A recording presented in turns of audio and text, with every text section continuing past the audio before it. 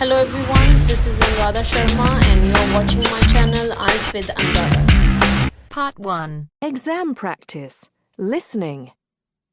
You'll hear a woman calling Laverton Arts Centre for some information. First, you have some time to look at questions 1 to 6.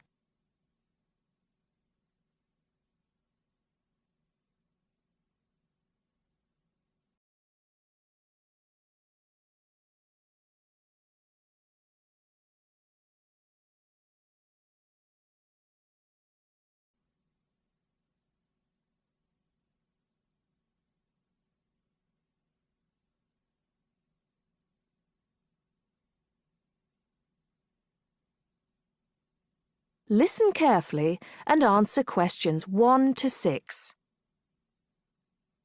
Laverton Arts Centre. How can I help you? Hello. I've been to the Arts Centre a few times recently, and I understand you have this scheme for regular visitors. The Friends of Laverton Arts Centre. Yes, that's right. I wonder if you could tell me a little about it. I mean, how much it costs and what benefits it offers, things like that. Certainly. Well, first of all, the good news is that we've recently changed the scheme. It used to cost £15 a year, but now it's free. All you have to do is fill in an application form. You can either come to the Arts Centre and do that here, or you can go to our website and apply online. And so what are the benefits of joining? There are actually quite a few. As a friend of Laverton Arts Centre, you'll receive a newsletter every 3 months with information on all the forthcoming events. That sounds useful. You also get priority booking for shows and concerts in the main theatre. Can you explain how that works exactly? Yes. What that means is that when tickets go on sale, for the first 2 days they're only available to Friends of the Arts Centre. So as long as you book early, you can make sure you get seats. Great! Do you ever offer discounts to Friends of the Centre? Under the old system, when you had to pay to be a member, we did. Under the new system, there won't be any discounts for shows in the main theatre or films at the Arts Cinema. Having said that, we will be offering some discounts to members for performances in the small theatre. There'll be information about this in each issue of the newsletter. I suppose I can find that information online as well, can I? Absolutely. Actually, we're redoing our website at the moment. Right now, there actually isn't a special section for Friends of the Arts Centre on the website. Once the site's been redesigned, there will be. You'll be able to put in your username and password and enter a special section just for you. It sounds excellent. Are there any requirements, though? I mean, as a member, do I have to do anything? Yes, sorry, I forgot to mention that. There are no formal requirements at all, though obviously we have this scheme to encourage people to attend events here regularly. So we ask that you attend at least 4 events a year, whatever they are, if you possibly can. Nobody's going to count, though, and it's totally up to you. That sounds fair enough.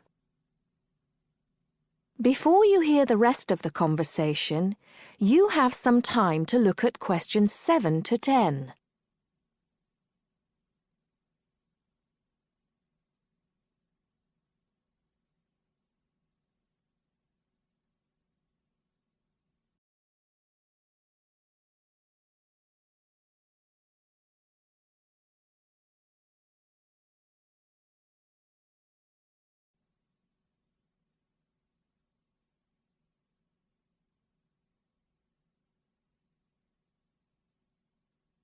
Now listen and answer questions 7 to 10.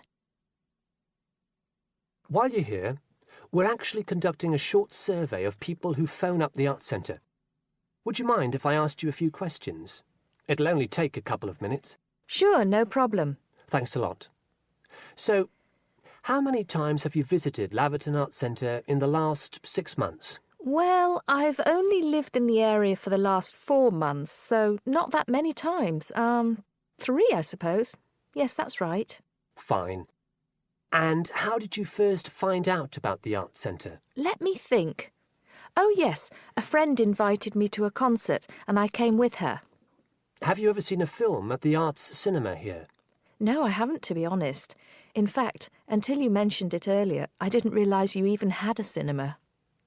One more question.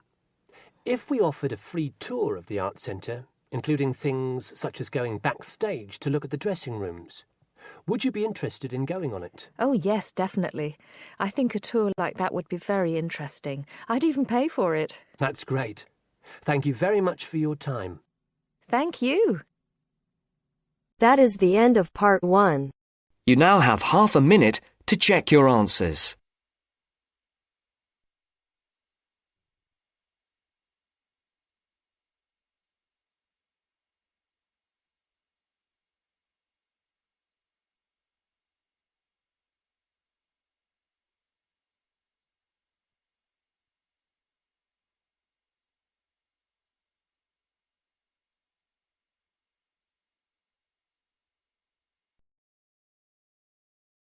Now turns to part 2. Part 2. You are going to listen to a conversation between two students about preparing a questionnaire as part of an essay assignment. First, you have some time to look at questions 11 to 14.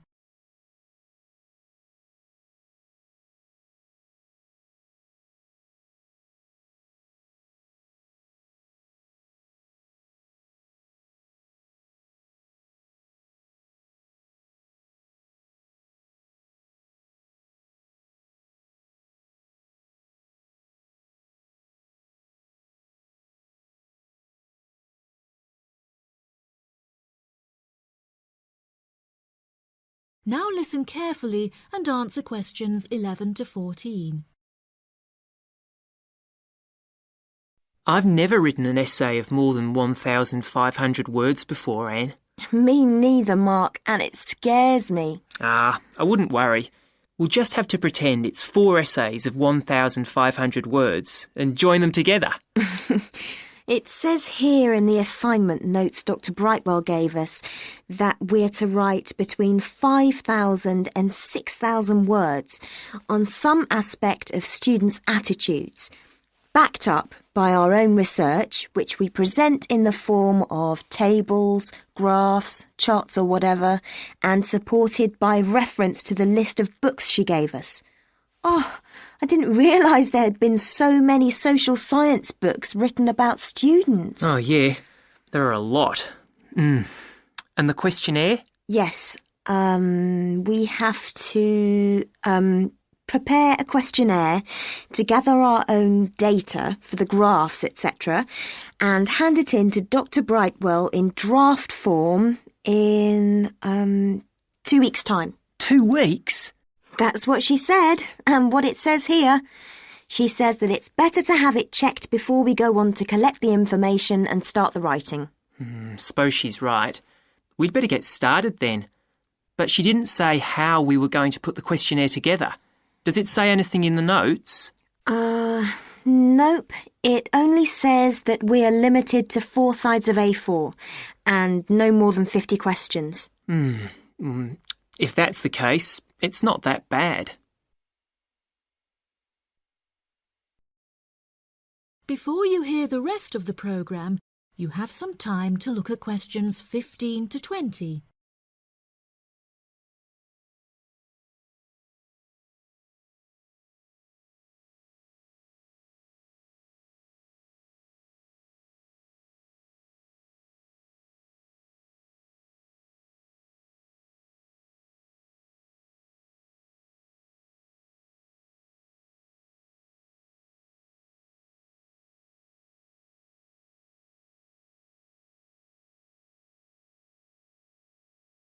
Now listen and answer questions 15 to 20.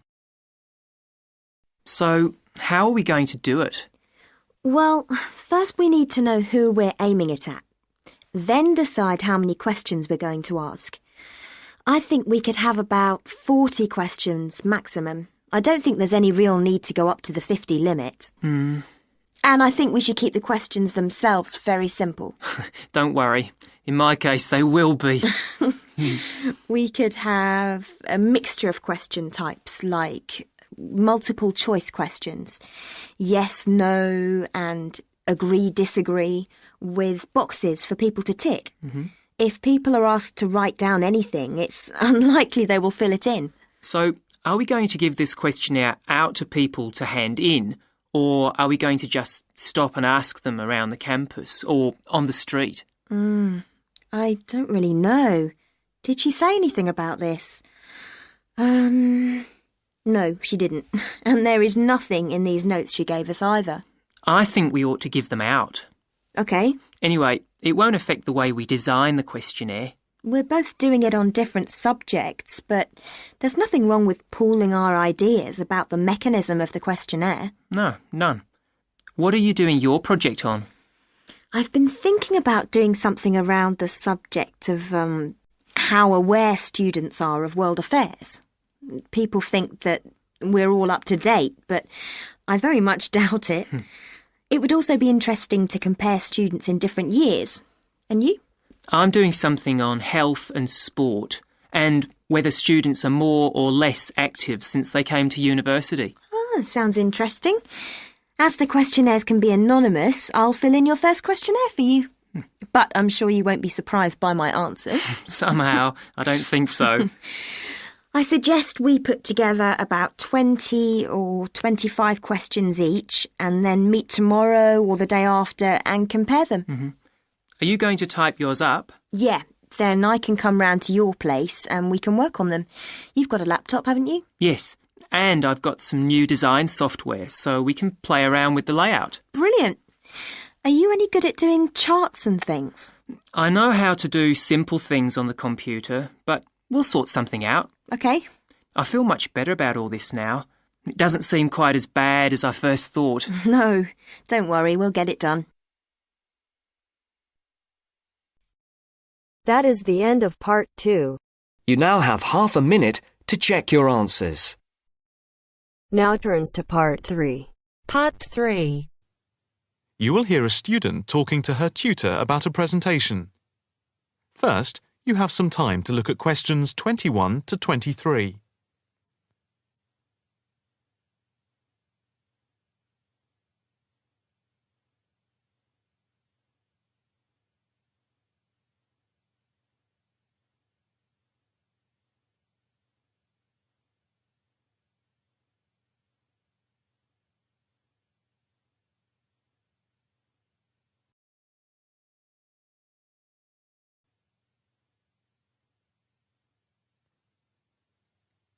Now listen carefully and answer questions 21 to 23. Excuse me, Dr. Owen, Oh, hello, Karen. Have you got a few moments? Yeah, sure. How can I help you? Well, I've had difficulty finding data on the original question, and I was wondering if I could change my paper to Investment in Knowledge, comparing some European countries with the United States, and then with others throughout the world, including the OECD average. I found lots of data by way of graphs, etc. Where did you get the data from? From various sources, books and journals. How are you going to present the material? I am going to use the electronic whiteboard as suggested and do a blend of graphs, pictures, text and podcasts to illustrate my presentation. It sounds very impressive. Yes, let's hope the whiteboard works. But I'm also going to have a PowerPoint presentation for a backup, just to cover myself. A backup is a good idea, but it's a lot of work doing everything twice. It is, but at least I'll have experience of both. Before we talk about how to use the data I've selected, could you give me the names of a few websites I should look at for more specific background material? When you type in anything to do with knowledge, there are millions of sites listed. Before you hear the rest of the conversation, you have some time to look at questions 24 to 30.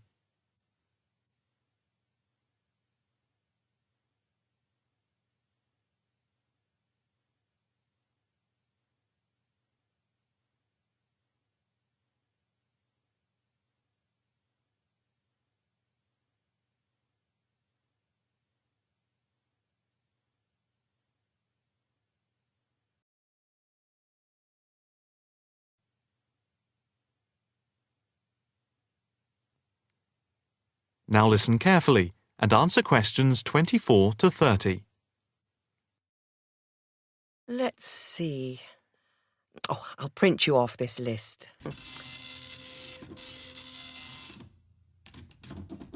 Oh, there we go. Right. Do I really need to study everything on these? No, I suggest there are 5 or 6 you can look at. The one you have to go through is the IT department section on the university site, which is www.kmul.org. It has articles by all of us in the department and has links to useful information, so I think it is essential to look at this. OK, I've already been on it, but I'll tick that one as a must-read. And there's a site which is hosted by Pollock. It's investmentit.com. All you need to do is to skim the abstracts of the articles on the site. They'll give you a general idea about the effects of investment in knowledge. Yes, that sounds good. It cuts out having to read everything. What about this one? knowledgejournal.com. If I remember, it's not that useful. I would say that there are very few things that you need to read there. Then there's itknowledgereview.com. It's got loads of articles, but it's probably best just to read those that have come out in the last term or so. Do you have to subscribe? No, it's free from the university library. And another free journal online is itonline.com. I wouldn't say it's essential to read it, but it is beneficial. And so I think it is worth a look. If you think it's useful, there is no harm in looking at it. But nationalstatistics.com is worth looking at and trying out the links that it gives. I think these are probably enough to be getting on with. I think so. There's another thing I want to ask about. How much material should I use in my presentation? Avoid crowding the screen. If you have lots of information at one time, people will not be able to follow it and will just switch off. That's worth remembering. I've been in lectures where there was too much detail on the screen and it was impossible to read quickly. But what about visuals? Do you think it's okay to mix visuals and text? Visuals are very useful, but they must be relevant, or else people will get confused about what they mean and why they are there, and they won't pay attention to what you are saying. So be careful. From what I can see, you have the makings of a very good presentation. Thank you. That is the end of part 3. You now have half a minute to check your answers.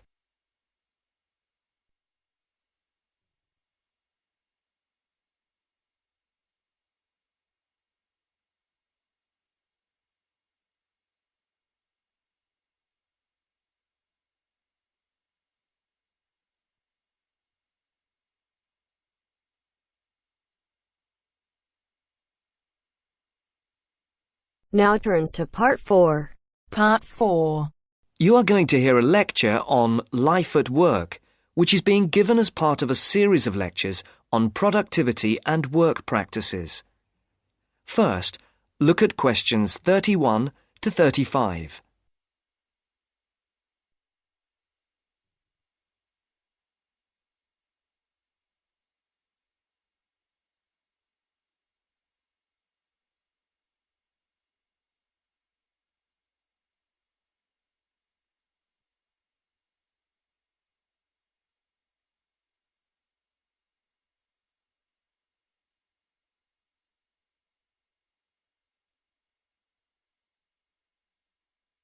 As you can see, there are 4 alternative answers, A, B, C and D, for each question.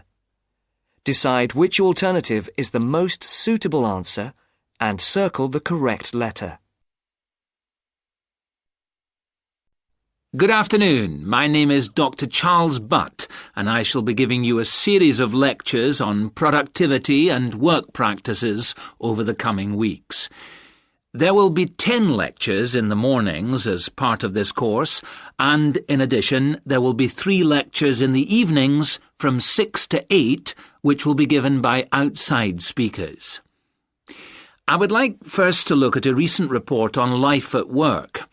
The report shows that the average British worker takes less than half an hour for lunch, 27 minutes to be precise, and that sick leave is on the increase. The drop in the length of time spent on lunch was 9 minutes when compared to last year, down from 36 minutes. According to the report, this is the first time that the average lunch break has fallen below half an hour. As regards sick leave, you can see that the average figure is 10 days per year. That's up by 1 day in 2002 compared to 2001.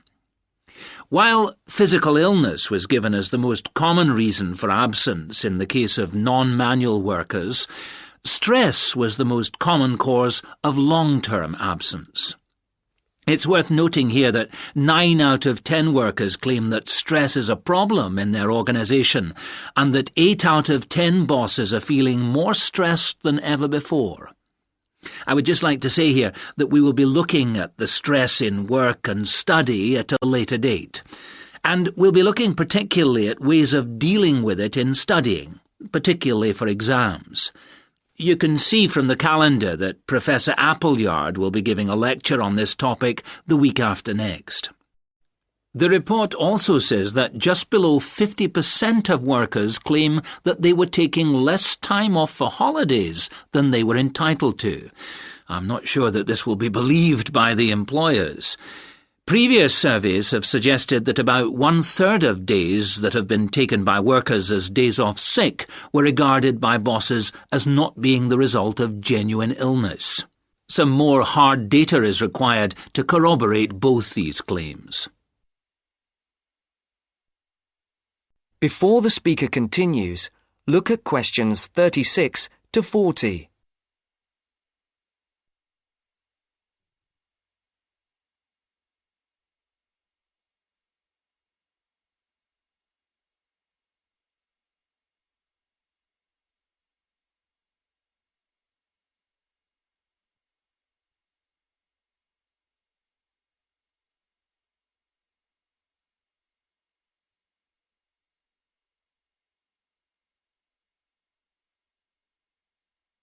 As you listen, answer questions 36 to 40. All this suggests that employers are driving their workers too hard. The effects of overworking mean that workers are now being stretched beyond their limits, both physically and mentally. This is borne out by the increase in sick leave. However, looked at from the employer's point of view, the picture may not be the same. Employers say that workers protest too much, but bearing in mind the data about the number of bosses feeling much more stress than before, we need to think about this carefully. It's interesting to note that productivity has gone up in many areas of industry. In 2001, the local car plant had one of the sharpest increases in average productivity, with the number of vehicles per employee rising by over 30% a year. A new assembly line came into operation at the beginning of 2002, affecting productivity, which increased to the 100 vehicles per worker mark by the end of the year. This is a stunning achievement for an industry which was not long ago considered to be collapsing. It would be interesting to do a survey of the work life at the plant. Those of you who have opted to do the project and reduce the number of essays you have to do may want to look into this. Please see me at the end of the lecture. Right, now, let us move on to something else which I think... That is the end of part 4. You now have half a minute to check your answers.